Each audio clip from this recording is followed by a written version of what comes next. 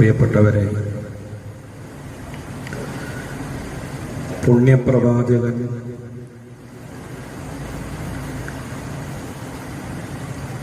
നബി തിരുമേനി സല്ലല്ലാഹു അലൈഹി വസല്ലമ തങ്ങളുടെ പിറവി കൊണ്ട് അനുഗ്രഹീതമായ ധന്യമായ റബീഉൽ അവ്വൽ മാസം സമാഗതമായിരിക്കുകയാണ്.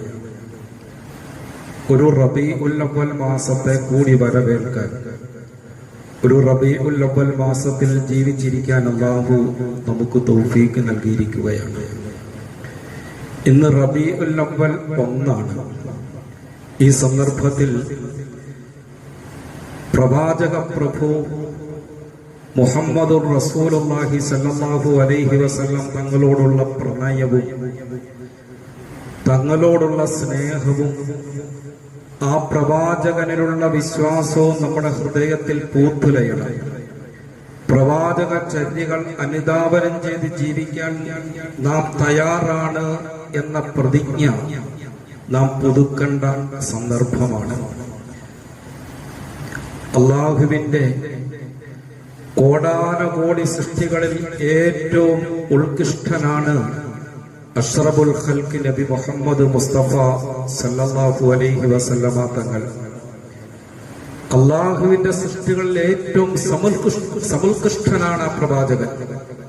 പ്രിയപ്പെട്ടവരെ, ആദം നബി അലൈഹിസ്സലാം, ആദം നബി അലൈഹിസ്സലാത്തു വസ്സലാമിന്റെ മക്കൾ ഒരു ദിവസം ഒരു തർക്കത്തിൽ ഏർപ്പെട്ടു. ഒരു ചെറിയ ചർച്ചയിൽ അവരുടെ ചർച്ച ഇതാണ്: അള്ളാഹുവിന്റെ സൃഷ്ടികളിൽ ഏറ്റവും ഉത്കൃഷ്ടൻ ആരാണ്? ഇതാണ് അവരുടെ ചർച്ച.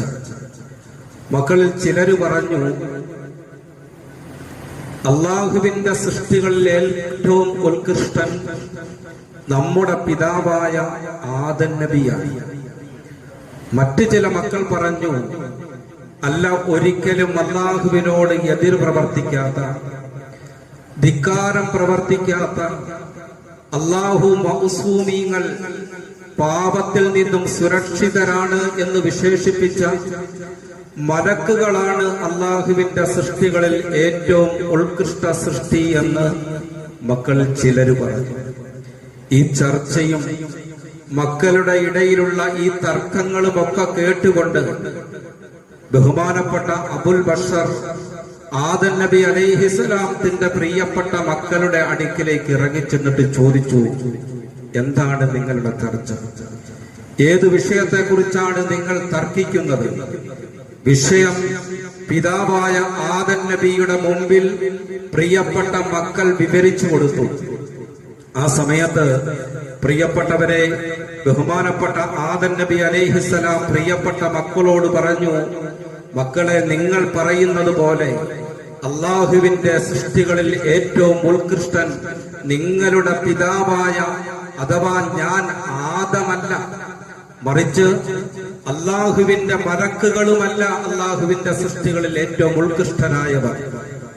അള്ളാഹുവിന്റെ സൃഷ്ടികളിൽ ഏറ്റവും ഉത്കൃഷ്ടൻ അവസാനം പിറവി കൊള്ളാൻ പോകുന്ന, അള്ളാഹുവിന്റെ വിശുദ്ധ ദീനിന്റെ പ്രബോധനത്തിന് വേണ്ടി നിയുക്തരായ ലക്ഷത്തിൽ പരം പ്രവാചകന്മാരുടെ അവസാനത്തെ കണ്ണിയായ, പ്രവാചക ശൃംഖലയിൽ അവസാനത്തെ ആളായ ബഹുമാനപ്പെട്ട മുഹമ്മദ് നബി സല്ലല്ലാഹു അലൈഹി വസല്ലമ തങ്ങളാണെന്ന് പ്രിയപ്പെട്ട ആദം നബി അലൈഹിസ്സലാം മക്കളോട് പറയുകയുണ്ടായി. പ്രിയപ്പെട്ടവരെ, ഈ സന്ദർഭത്തിൽ പിതാവിനോട് മക്കൾ ചോദിച്ചു,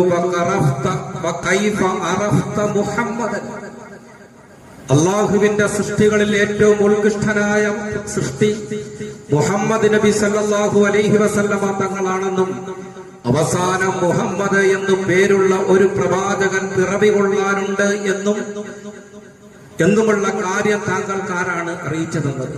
എവിടെ നിന്നാണ് താങ്കൾ ഈ കാര്യം മനസ്സിലാക്കിയത്? ആ സന്ദർഭത്തിൽ ബഹുമാനപ്പെട്ട ആദം നബി അലൈഹിസ്സലാം സൃഷ്ടികളിൽ ഏറ്റവും ഉത്കൃഷ്ടരാരാണ് എന്ന തർക്കത്തിലും ചർച്ചയിലും വ്യാപൃതരായിരിക്കുന്ന തന്റെ പ്രിയപ്പെട്ട മക്കളോട് പറഞ്ഞു, അള്ളാഹു അവന്റെ കരങ്ങൾ കൊണ്ട് സൃഷ്ടിച്ച സൃഷ്ടിയാണ് ഞാൻ. അള്ളാഹു അവന്റെ 2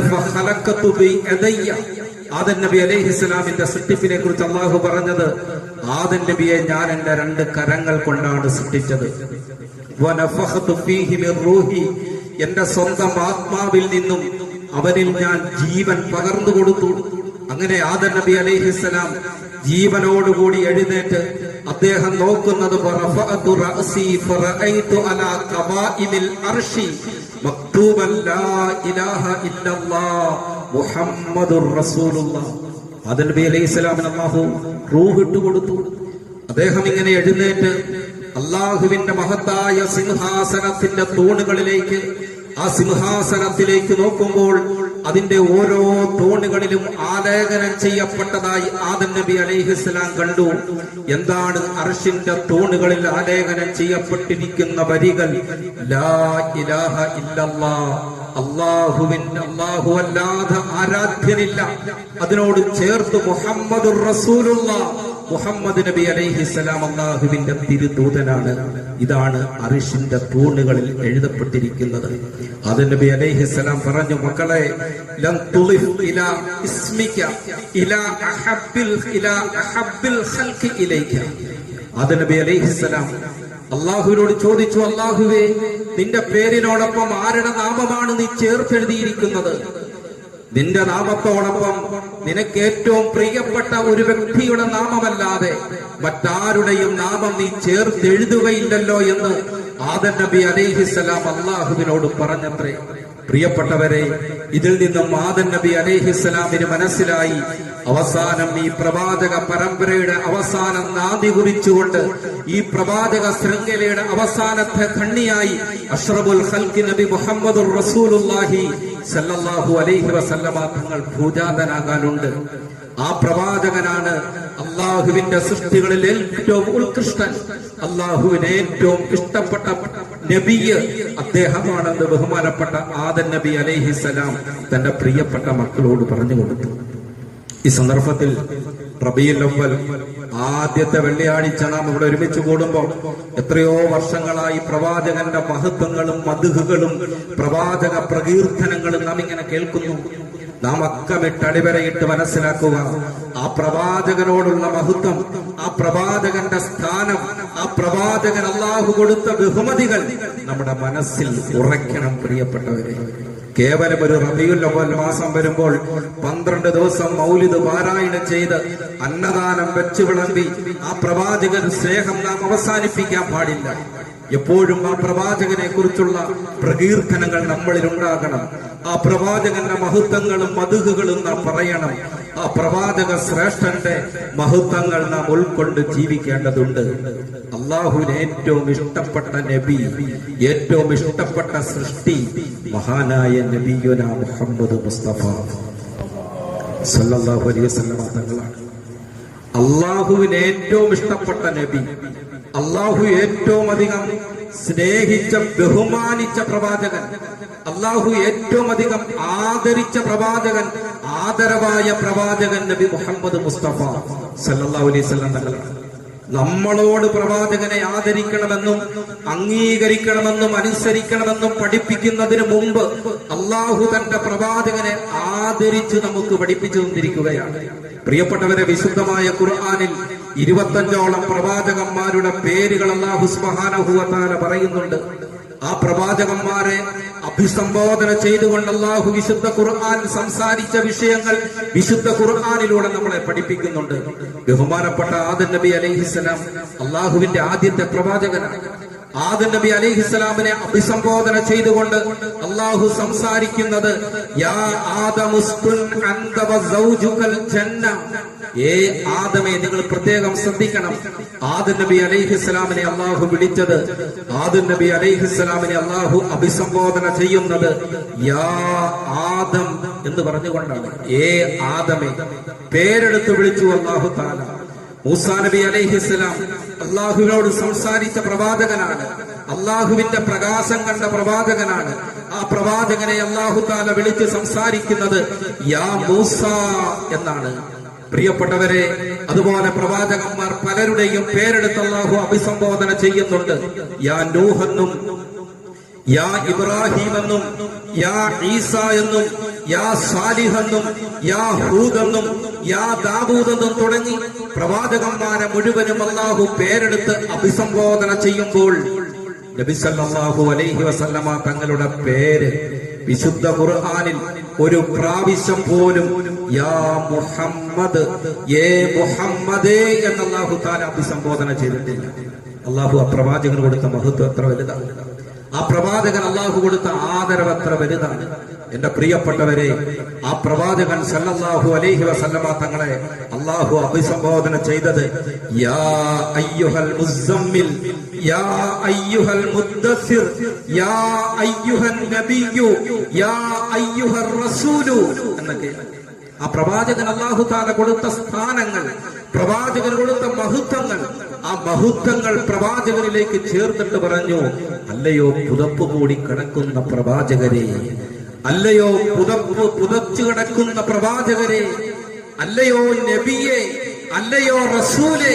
എത്ര ആദരവോടുകൂടിയാണ് പ്രിയപ്പെട്ടവരെ അള്ളാഹുവിന്റെ റസൂലിനെ അള്ളാഹു അഭിസംബോധന ചെയ്ത് സംസാരിക്കുന്നത് നാം ആലോചിച്ചു നോക്കൂ. ഏറ്റവും അധികം ആദരിച്ചത് അള്ളാഹുവാണ്. തീർന്നില്ല, അള്ളാഹു പറഞ്ഞു ലാ തജ്അലൂ ദുആ അർ-റസൂലി ബൈനക്കും കദുആഇ ബഅദികും ബഅദ. എന്നോടും നിങ്ങളോടുമുള്ള അല്ലാഹുവിന്റെ പ്രഖ്യാപനമാണ്. ലാ തജ്അലൂ ദുആ അർ-റസൂൽ. അല്ലയോ സത്യവിശ്വാസികളെ, നിങ്ങൾ റസൂലിനെ വിളിക്കരുത്.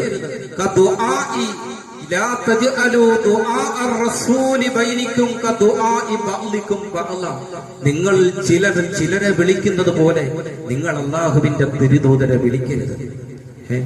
നമ്മൾ ചിലപ്പോ ഇബ്രാഹിം എന്നാ ഉണ്ട വിശേഷം എന്നൊക്കെ ചോദിക്കുന്ന പോലെ അള്ളാഹുവിന്റെ പ്രവാചകനെ മുഹമ്മദ് എന്ന് നിങ്ങൾ വിളിക്കരുത്. അള്ളാഹു വിശുദ്ധ ഖുർആനിലൂടെ പ്രഖ്യാപിക്കുകയാണ്. മഹാനായ സയ്യിദന റസൂലുള്ളാഹി സ്വല്ലല്ലാഹു അലൈഹി വസല്ലമ തങ്ങളുമായി ബന്ധപ്പെട്ട് എന്തെങ്കിലും ഒരു കാര്യം നാം സംസാരിച്ചാൽ അള്ളാഹുവിന്റെ റസൂലിനെ മുഹമ്മദ് എന്ന് മാത്രം നാം പറയരുത്. ബഹുമാന സൂചകമായി ആ പ്രവാചകന്റെ നാമത്തോടൊപ്പം നാം സ്വലാത്ത് ചെല്ലണം. മുഹമ്മദ് മുഹമ്മദ് എന്ന് പറയരുത്. മുഹമ്മദ് എന്ന് നിങ്ങൾ പരസ്പരം നിങ്ങളുടെ സുഹൃത്തുക്കളെ, നിങ്ങളുടെ വേണ്ടപ്പെട്ടവരെ പേരെടുത്ത് വിളിക്കുന്നത് പോലെ അള്ളാഹുവിന്റെ പ്രവാചകനെ നിങ്ങൾ പേരെടുത്ത് വിളിക്കരുത്. വഖൂലു യാ നബിയല്ലാഹ് യാ റസൂലല്ലാഹ്. മറിച്ച് നിങ്ങൾ പറയേണ്ടത് യാ നബിയല്ലാഹ് എന്നായിരിക്കണം, അല്ലെങ്കിൽ യാ റസൂലല്ലാഹ് എന്നായിരിക്കണം. പ്രിയപ്പെട്ടവരെ, പ്രവാചകന്റെ പ്രിയപ്പെട്ട സഹാബാക്കൾ 1,24,000 വരുന്ന സഹാബത്തുണ്ടായിരുന്നു. അള്ളാഹുവിന്റെ പ്രവാചകൻ സല്ലല്ലാഹു അലൈഹി വസല്ലമ തങ്ങൾ വഫാത്താകുന്ന സന്ദർഭത്തിൽ ആ ലക്ഷത്തിൽ വരുന്ന പ്രവാചകന്മാരെ, സഹാബാക്കളിൽ ഒരാള് പോലും തന്റെ ജീവിതത്തിൽ പ്രവാചകനെ മുഹമ്മദേ എന്ന് വിളിച്ചിട്ടില്ല. അബൂബക്കർ സിദ്ദീഖ് റളിയല്ലാഹു അൻഹു പ്രവാചകന്റെ സന്തത സഹചാരിയാണ്. പ്രവാചകനേക്കാൾ 2 വയസ്സ് മാത്രം ഇളപ്പമാണ് അബൂബക്കർ സിദ്ദീഖ് റളിയല്ലാഹു അൻഹുവിനുണ്ടായിരുന്നത്. പ്രവാചകനേക്കാൾ പ്രായമുള്ള സഹാബാക്കൾ ഉണ്ടായിരുന്നു. പക്ഷെ ആരും ആ പ്രവാചകനുമായിട്ടുള്ള ബന്ധത്തിന്റെ പേരിൽ, സൗഹൃദത്തിന്റെ പേരിൽ ഒരിക്കൽ പോലും തമാശക്കായിട്ട് പോലും മുഹമ്മദേ എന്ന് വിളിച്ച ഒരു ചരിത്രം നമുക്ക് ഇസ്ലാമിക ചരിത്രത്തിൽ കാണാൻ കഴിയില്ല. അത്രത്തോളം പ്രവാചകൻ സല്ലല്ലാഹു അലൈഹി വസല്ലമ തങ്ങളെ സഹാബത്ത് ആദരിച്ചിരുന്നു, ബഹുമാനിച്ചിരുന്നു. പ്രിയപ്പെട്ടവരെ, അതുപോലെ അല്ലാഹു സുബ്ഹാനഹു വ തആല വിശുദ്ധ ഖുർആനിലൂടെ സത്യവിശ്വാസികളോടായി പറയുന്നുണ്ട്, യാ അയ്യുഹല്ലദീന ആമനൂ ലാ തർഫഉ അസ്വാതകും ഫൗക സൗത്തിൻ നബിയ്യി വലാ തജ്ഹറൂ ലഹു ബിൽ ഖൗലി കജ്ഹരി ബഅദികും ബഅദ. അല്ലയോ സത്യവിശ്വാസികളെ, നിങ്ങൾ പ്രവാചകന്റെ ശബ്ദത്തെക്കാൾ ശബ്ദമുയർത്തരുത്. പ്രവാചകൻ വഫാത്തായി പോയില്ലേ? ഇപ്പൊ ഈ നൂറ്റാണ്ട് 14 കഴിഞ്ഞിട്ടും എന്തിനാണ് അള്ളാഹുവിന്റെ റസൂലിന്റെ ശബ്ദത്തെക്കാൾ ശബ്ദമുയർത്തി സംസാരിക്കരുത് എന്ന് പറയുന്നതിൽ എന്ത് പ്രസക്തിയാണ് എന്ന് ഇപ്പൊ ഇരുന്ന് നമ്മൾക്ക് ചിന്തിച്ചേക്കാം, അല്ലെ? അള്ളാഹ് റസൂൽ വഫാത്തായി പോയി, 1400 വർഷം പിന്നിട്ടു. എന്നിട്ടും പ്രവാചകന്റെ ശബ്ദത്തെക്കാൾ ശബ്ദമുയർത്തി സംസാരിക്കരുത് എന്ന് പറയുന്നതിന്റെ അടിസ്ഥാനം എന്താണ്? പ്രിയപ്പെട്ടവരെ, അള്ളാഹുവിന്റെ റസൂൽ സല്ലല്ലാഹു അലൈഹി വസല്ലമ തങ്ങളെ കുറിച്ചുള്ള സംസാരത്തിൽ നമ്മൾ വളരെ ബഹുമാനത്തോടെ ആദരവോടെ വേണം നമ്മൾ സംസാരിക്കാൻ. അള്ളാഹു സുബ്ഹാനഹു വ തആല നമുക്ക് ഭാഗ്യം നൽകിയാൽ, എപ്പോഴെങ്കിലും ഒരു ഹജ്ജിന് പോയാൽ, എപ്പോഴെങ്കിലും ഒരു ഉംറ ചെയ്യാനുള്ള ഭാഗ്യം കിട്ടിയാൽ, ആ പ്രവാചക തിരുമേനിയുടെ റൗളയുടെ മുമ്പിൽ ഓരത്ത് പോയി നിന്നുകൊണ്ട് ആ പ്രവാചകനോടൊരു സലാം പറയാനുള്ള ഭാഗ്യം കിട്ടിയാൽ അള്ളാഹു നമുക്ക് നൽകി അനുഗ്രഹിക്കുമാറാകട്ടെ. ആ സലാം പറയുമ്പോൾ പോലും ശബ്ദം ഉയർത്തി സലാം പറയരുത്. വളരെ ജീവിച്ചിരിക്കുമ്പോൾ എങ്ങനാണോ സഹാബത്ത് പ്രവാചകന്റെ മുമ്പിൽ നമ്രശിരസ്കരായി നിന്നത്, എത്ര അനുസരണയോടുകൂടി ബഹുമാനത്തോടുകൂടിയാണോ പ്രവാചകനെ സഹാബാക്കൾ കണ്ടത്, അതുപോലെ ആയിരിക്കണം ആ റൗളയിൽ നമ്മൾ ചെന്നാലും അത്ര ബഹുമാനം നമ്മൾ കാണിക്കണം. പ്രിയപ്പെട്ടവരെ, ശബ്ദമുയർത്തി സംസാരിക്കരുത്, പ്രവാചകനെ നിങ്ങൾ പേരെടുത്ത് വിളിക്കരുത്. എന്തെല്ലാം മര്യാദകളാണ് വിശുദ്ധമായ ഖുർആനിലൂടെ അല്ലാഹു സുബ്ഹാനഹു വ തആല നമ്മളെ പഠിപ്പിക്കുന്നത്. നിങ്ങൾ പ്രവാചകനെ ശബ്ദമുയർത്തി സംസാരിച്ചാൽ നിങ്ങളുടെ അമലുകൾ വെറുതാവിലായി പോകും, നഷ്ടപ്പെട്ടു പോകും എന്ന് വിശുദ്ധമായ ഖുർആനിൽ അല്ലാഹു സുബ്ഹാനഹു വ തആല ആയത്തിറക്കി നമ്മളെ പഠിപ്പിക്കുമ്പോൾ, പ്രവാചകൻ ഇഷ്ടപ്പെട്ട ഒരു സഹാബി ഉണ്ടായിരുന്നു, സാബിത്ത് ബിൻ ഖൈസ് റളിയല്ലാഹു തആല അൻഹു. പ്രവാചകന്റെ ഉറ്റതോഴനാണ്, പ്രവാചകന്റെ പ്രിയപ്പെട്ട സഹാബിയാണ് സാബിത്ത് ബിൻ ഖൈസ് റളിയല്ലാഹു അൻഹു. അദ്ദേഹത്തിന്റെ പ്രകൃതപരമായി ശകലം അല്പ ശബ്ദം ഉയർന്ന് സംസാരിക്കുന്ന ഒരു സഹാബിയാണ്. അങ്ങനെയാണല്ലോ, ചിലർക്ക് പതുക്കെ പറയാൻ അറിയില്ല, അവര് രഹസ്യം പറയുന്നതും വലിയ ശബ്ദത്തിലാണ്. അങ്ങനെയുള്ള പ്രകൃതമുള്ള മനുഷ്യർ നമ്മുടെ കൂട്ടത്തിലില്ലേ? ഉറക്കെ സംസാരിക്കും, പതുക്കെ സംസാരിക്കാൻ അറിയില്ല. ഇങ്ങനൊരു സഹാബിയുണ്ട്, അദ്ദേഹത്തിന് പ്രകൃതപരമായി വലിയ ശബ്ദമാണ്. ഈ ആയത്തിറങ്ങിയപ്പോൾ ലാ തർഫഉ അസ്വാതകും ഫൗക സൗത്തിൻ നബിയ്യ്, പ്രവാചകന്റെ ശബ്ദത്തെക്കാൾ നിങ്ങൾ ശബ്ദമുയർത്തി സംസാരിക്കരുത് എന്ന ആയത്ത് അവതരിച്ചപ്പോൾ, നിങ്ങൾ പ്രവാചകനേക്കാൾ ശബ്ദമുയർത്തി സംസാരിക്കുന്നതിന്റെ പേരിൽ നിങ്ങളുടെ പുണ്യങ്ങൾ നഷ്ടപ്പെട്ടു പോകുമെന്ന ആയത്ത് അവതരിക്കുമ്പോൾ, സാബിത്ത് ബിൻ ഖൈസ് റളിയല്ലാഹു തആല അൻഹു അദ്ദേഹത്തെ പള്ളിയിലേക്ക് കാണുന്നില്ല, പ്രവാചകന്റെ സദസ്സുകളിലേക്ക് കാണുന്നില്ല.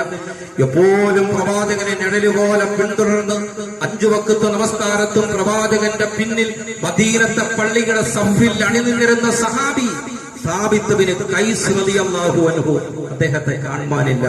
അല്ലാഹുവിന്റെ റസൂൽ സല്ലല്ലാഹു അലൈഹി വസല്ലമ തങ്ങള് സഹാബാക്കളെ പറഞ്ഞയച്ചു, സാബിത്തിന് എന്തു പറ്റി? എന്താണ് സാബിത്ത് നമ്മുടെ വിജ്ഞാന സദസ്സുകളിൽ പങ്കെടുക്കാത്തത്? എന്താണ് സാബിത്ത് പള്ളിയിൽ നമസ്കാരത്തിന് പങ്കെടുക്കാത്തത്? അന്വേഷിക്കാൻ സഹാബാക്കളെ പറഞ്ഞു വിട്ടപ്പോ, പ്രിയപ്പെട്ടവരെ, സാബിത്ത് റളിയല്ലാഹു തആല അൻഹു തല താഴ്ത്തി ദുഃഖഭാരത്താൽ പൊട്ടിക്കരഞ്ഞുകൊണ്ടിരിക്കുകയാണ്. വിതുമ്പിക്കൊണ്ടിരിക്കുന്ന ഖൈസിനെയാണ്, സാബിത്ത് ബിൻ ഖൈസിനെയാണ് പ്രിയപ്പെട്ട സഹാബാക്കൾ കണ്ടത്. സഹാബാക്കൾ ചോദിച്ചു, സാബിത്തെ, എന്താണ് അല്ലാഹുവിന്റെ റസൂലിനെ നിനക്ക് കാണണ്ടേ? പ്രവാചകന്റെ പിന്നിൽ നമസ്കരിക്കണ്ടേ? അള്ളാഹുവിന്റെ റസൂലിന്റെ മജ്‌ലിസുകളിൽ പങ്കെടുക്കണ്ടേ? എന്താണ് ഇങ്ങനെ വീട്ടിൽ തന്നെ ഇരിക്കുന്നതെന്ന് ചോദിച്ചപ്പോൾ അദ്ദേഹം പറഞ്ഞു, പ്രവാചകനേക്കാൾ ശബ്ദമുയർത്തി സംസാരിക്കരുത് എന്ന അള്ളാഹുവിന്റെ ശക്തമായ താക്കീതും കൽപ്പനയും വന്നിരിക്കുകയാണ്. എനിക്ക് പ്രവാചകനേക്കാൾ അധികം ശബ്ദമാണ് ഞാൻ സംസാരിക്കുമ്പോൾ, ഞാൻ അറിയാതെ എന്റെ ശബ്ദം പ്രവാചകന്റെ ശബ്ദത്തെക്കാൾ ഉയരാറുണ്ട്. അതുകൊണ്ട് ഞാൻ നരകവാസികളിൽ പെട്ടുപോകുമോ, എന്റെ കർമ്മങ്ങൾ നിഷ്ഫലമായി പോകുമോ എന്ന് ഞാൻ ഭയപ്പെടുന്നു. അതുകൊണ്ട് പേടിച്ചിട്ടാണ് ഞാൻ അല്ലാഹുവിന്റെ റസൂലിന്റെ ഹദറത്തിലേക്ക് വരാത്തത് എന്ന് സഹാബാക്കളോട് ബഹുമാനപ്പെട്ട സാബിത്ത് ബിൻ ഖൈസ് റളിയല്ലാഹു അൻഹു പറഞ്ഞു വിട്ടു. പ്രവാചകന്റെ അടുക്കൽ വന്നിട്ട് സഹാബാക്കൾ പറഞ്ഞു, സാബിത്ത് റളിയല്ലാഹു അൻഹുവിന്റെ പ്രശ്നം പറഞ്ഞപ്പോൾ വീണ്ടും അല്ലാഹുവിന്റെ റസൂൽ സാബിത്ത് ബിൻ ഖൈസ് റളിയല്ലാഹു അൻഹുവിന്റെ വീട്ടിലേക്ക് പ്രിയപ്പെട്ട സഹാബത്തിനെ പറഞ്ഞയക്കുകയാണ്. നിങ്ങൾ പോകണം, സാബിത്തിനോട് നിങ്ങൾ പോകണം, സാബിത്തിന്റെ അടുക്കൽ നിങ്ങൾ ചെന്നിട്ട് സാബിത്ത് റളിയല്ലാഹു അൻഹുവിനെ എന്റെ അടുക്കിലേക്ക് വിളിച്ചോണ്ട് വരണം. അങ്ങനെ പ്രിയപ്പെട്ടവരെ ചുരുക്കി പറയട്ടെ, സഹാബാക്കൾ അല്ലാഹുവിന്റെ റസൂൽ സല്ലല്ലാഹു അലൈഹി വസല്ലമ തങ്ങളുടെ അടുക്കിലേക്ക് സാബിത്ത് റളിയല്ലാഹു തആല അൻഹുവിനെ കൂട്ടിക്കൊണ്ട് വന്നപ്പോൾ, സാബിത്ത് റളിയല്ലാഹു അൻഹുവിനോട് അല്ലാഹുവിന്റെ റസൂൽ പറഞ്ഞു, ഇന്നക ലസ്ത മിൻ അഹ്ലിൻ നാർ വലാകിന്നക മിൻ അഹ്ലിൽ ജന്ന. എന്താ സാബിത്തെ പള്ളിയിൽ വരാതിരുന്നത്? എന്റെ ശബ്ദത്തെക്കാൾ നിന്റെ ശബ്ദം ഉയർന്നു പോകുന്നു, അതുകൊണ്ട് നരകവാസിയായി പോകുമോ എന്ന് നീ ഭയപ്പെട്ടോ സാബിത്തെ? മനഃപൂർവ്വമല്ലല്ലോ, പ്രകൃതപരമായി നീ ശബ്ദമുള്ള ആളല്ലേ, അതുകൊണ്ട് തീർച്ചയായും നീ നരകവാസിയല്ല, നീ മര്യാദയില്ലാതെയല്ല എന്നോട് സംസാരിക്കുന്നത്, തീർച്ചയായും നീ സ്വർഗാവകാശിയാണെന്ന് നബിയുനാ മുഹമ്മദുർ റസൂലുള്ളാഹി. എന്തൊരു ഭാഗ്യം! അള്ളാന്റെ റസൂലിന്റെ മുമ്പിൽ വന്ന സഹാബി ഖൈസ് ഇബ്നു സാബിത്ത് റളിയല്ലാഹു അൻഹുവിനോട് പറയുകയാണ്, ഇന്നക മിൻ അഹ്ലിൽ ജന്ന, നീ സ്വർഗവാസിയാണ്. ആരുടെ നാവ് കൊണ്ടാണ് ഇത് മൊഴിയുന്നത്? പ്രിയപ്പെട്ടവരെ, ആ സഹാബി എത്ര വലിയ ഭാഗ്യവാനാണ്. ആ സഹാബി നീ പിന്നെ നരകത്തിൽ പോവോ? നമ്മൾ ആലോചിച്ചു നോക്കി. അള്ളാന്റെ റസൂലിനെ പ്രിയപ്പെട്ട സഹാബത്ത് എത്രത്തോളം ബഹുമാനിച്ചു. ഇതുപോലെ പ്രവാചകനെ ആരെങ്കിലും പരിഹസിച്ചാൽ, ഖുർആനിൽ നമുക്ക് കാണാം, പ്രവാചകനെ ആരെങ്കിലും മാനസികമായി പ്രയാസപ്പെടുത്തിയാൽ ഒരുപാട് ആളുകളുടെ ഭാഗത്തു നിന്നും അള്ളാന്റെ റസൂലിന് ഒരുപാട് പരിഹാസങ്ങൾ കേൾക്കേണ്ടി വന്നു. പ്രവാചകനെ കൂകി വിളിച്ചു, കവി എന്ന് പ്രവാചകനെ വിളിച്ച് ആക്ഷേപിച്ചു, മാരണക്കാരൻ, കൂടോത്രക്കാരൻ എന്ന് വിളിച്ച് അധിക്ഷേപിച്ചു, ഭ്രാന്തൻ എന്ന് വിളിച്ച് കളിയാക്കി. എന്തെല്ലാം പ്രവാചകൻ സല്ലല്ലാഹു അലൈഹി വസല്ലം തങ്ങൾ കേട്ടു. എന്റെ പ്രിയപ്പെട്ടവരെ, എന്തെല്ലാം കേട്ടു. ഇതെല്ലാം നമുക്ക് വേണ്ടിയാണ് എന്ന് നാം ആലോചിക്കുക. ഈ സന്ദർഭത്തിലെല്ലാം പ്രവാചകൻ സല്ലല്ലാഹു അലൈഹി വസല്ലം തങ്ങൾ മറുപടി കൊടുത്തില്ല. പ്രവാചകന്റെ മനസ്സ് നോകുമ്പോഴും ആ സന്ദർഭത്തിൽ അള്ളാഹുവിന്റെ മനസ്സാണ് നോക്കുന്നത്. ആ പ്രവാചകനോടുള്ള സ്നേഹം എത്ര വലുതാണ് എന്നാണ് ഞാൻ പറഞ്ഞു വരുന്നത്. അല്ലാഹു സുബ്ഹാനഹു വ തആല ഭ്രാന്തനെന്ന് വിളിച്ച് അധിക്ഷേപിച്ച തന്റെ സമൂഹത്തോട് അല്ലാഹു സുബ്ഹാനഹു വ തആല പ്രവാചകൻ മറുപടി കൊടുക്കേണ്ട സ്ഥാനത്ത് അല്ലാഹു ബന്ധപ്പെട്ട് മറുപടി കൊടുക്കുകയാണ്. നിങ്ങൾ ശ്രദ്ധിക്കണം, ഞാൻ അവസാനിപ്പിക്കുകയാണ്. നൂൻ വൽ ഖലമി വമാ യസ്തുറൂൻ മാ അന്ത ബിനിഅമതി റബ്ബിക ബിമജ്നൂൻ. നബിയെ, ഭ്രാന്തൻ എന്ന് വിളിച്ച് ആക്ഷേപിച്ചവരോട് ജിബ്രീൽ അലൈഹിസ്സലാം മറുപടി കൊടുക്കുകയാണ്. നബിയെ, മാ അന്ത ബിനിഅമതി റബ്ബിക ബിമജ്നൂൻ. അല്ലാഹുവിന്റെ അനുഗ്രഹത്താൽ താങ്കൾ ഭ്രാന്തനല്ല കേട്ടോ, താങ്കൾ ജോത്സ്യനല്ല, താങ്കൾ മാരണക്കാരനല്ല, താങ്കൾ ഇവര് വിശേഷിപ്പിക്കുന്ന ഒരു ദുസ്വഭാവവുമുള്ള ആളല്ല. താങ്കൾ തീർച്ചയായും മഹത്തായ സ്വഭാവത്തിന്റെ ഉടമയാണ്. അല്ലാഹു സുബ്ഹാനഹു വ തആല പ്രവാചകനെ സാന്ത്വനപ്പെടുത്തിക്കൊണ്ട് പ്രവാചകനെ അധിക്ഷേപിച്ചവർക്ക് ചുട്ട മറുപടി അല്ലാഹു സുബ്ഹാനഹു വ തആല പറയുകയാണ്. പ്രിയപ്പെട്ടവരെ, നമുക്കൊക്കെ അറിയുന്ന ഒരു ചെറിയ സൂറത്തല്ലേ സൂറത്തുൽ ളുഹ, അല്ലേ? വല്ലുഹ വല്ലൈലി ഇദാ സജാ മാ വദ്ദഅക റബ്ബുക വമാ ഖല.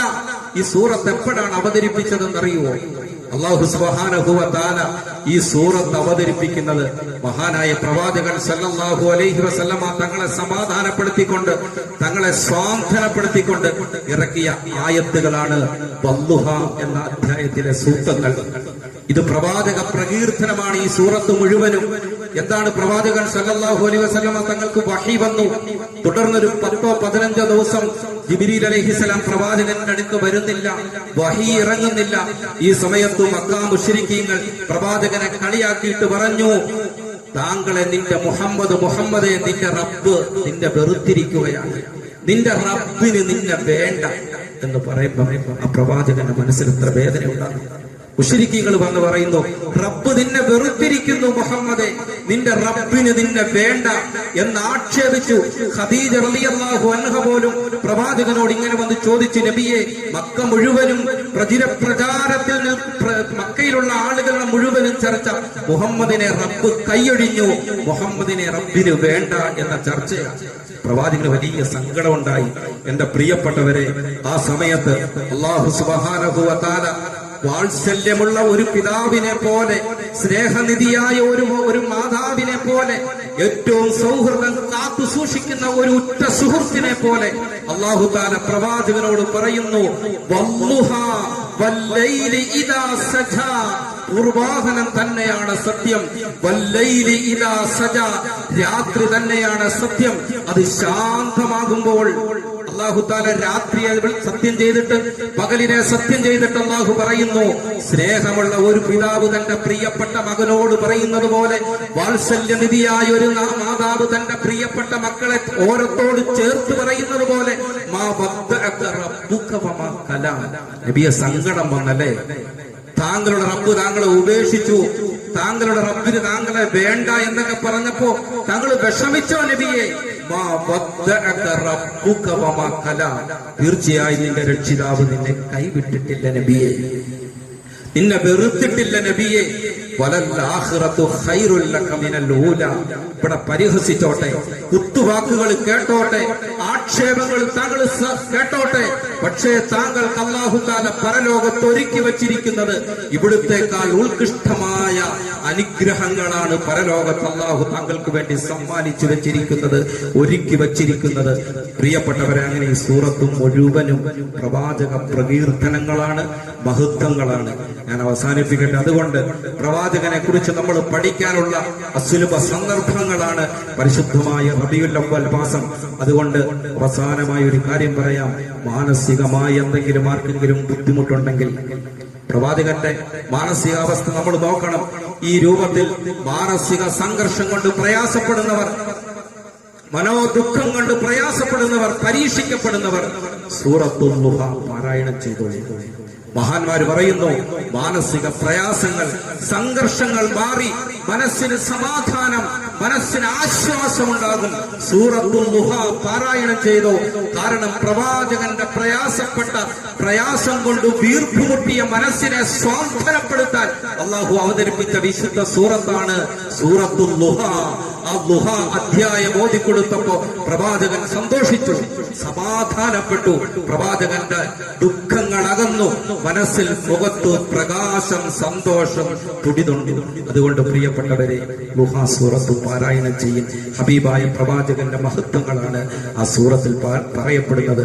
അല്ലാഹു സുബ്ഹാനഹു വ തആല ആ പ്രവാചകനെ പഠിക്കാനും മനസ്സിലാക്കാനും, ആ പ്രവാചകനെ സ്നേഹിക്കാനും, പ്രവാചക പ്രകീർത്തനങ്ങൾ ആലപിക്കാനും, സ്വലാത്തുകൾ അധികരിപ്പിക്കാനും, ആ പവിത്രമായ പാത പിൻപറ്റി ജീവിക്കാനും അല്ലാഹു നമുക്കെല്ലാം തൗഫീഖ് നൽകി അനുഗ്രഹിക്കുമാറാകട്ടെ.